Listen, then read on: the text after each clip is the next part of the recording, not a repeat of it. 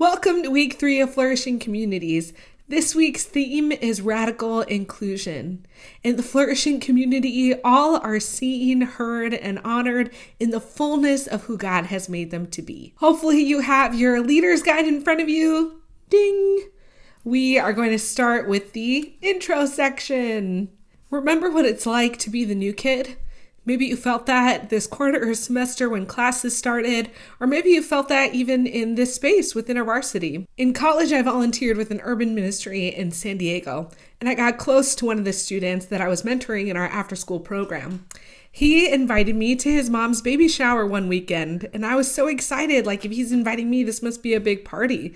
So I roll up to his house on Saturday and walk inside, and there's 12 people sitting in a circle, all family members, all Spanish speakers, and I felt nervous. Was he inviting me just to be polite? Was he really hoping that I wouldn't show up? But everyone welcomed me and hugged me. They took me back into the kitchen and showed me the giant pot of mole they were cooking and fed me.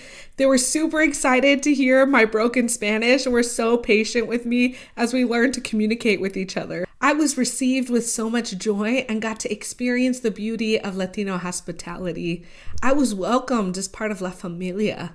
Wouldn't it be amazing if our communities were like this? This week's passage comes from Acts 15, verses 1 to 35.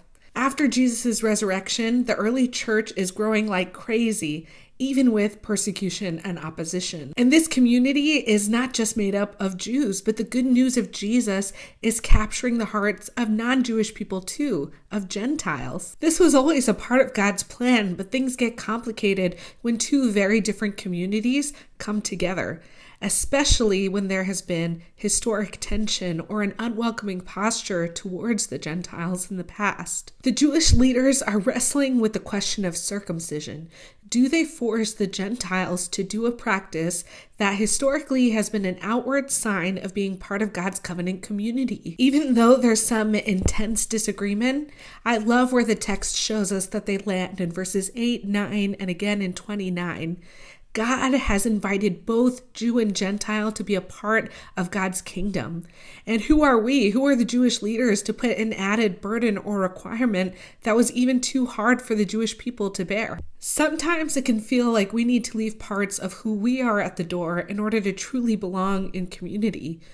Or other times, maybe we feel the extra weight of expectations or unspoken rules to truly fit in. As a woman of color, this sense of not always being welcomed in the fullness of who I am is something I'm familiar with.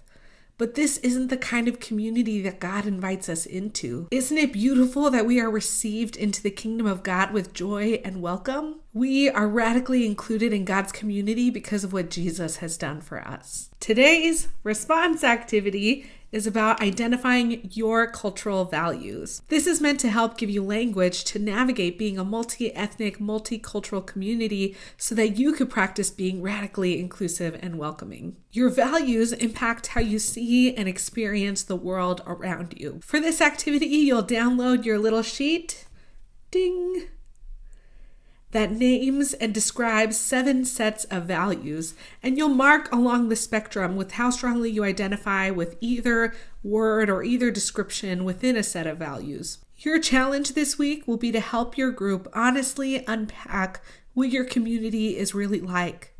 What are the unspoken rules to be a part of your group? Are there times where people feel like they can't bring their full selves to the table? Blessings as you prepare to lead this week. Don't forget to share the photo summary with your participants. I'll see you next time.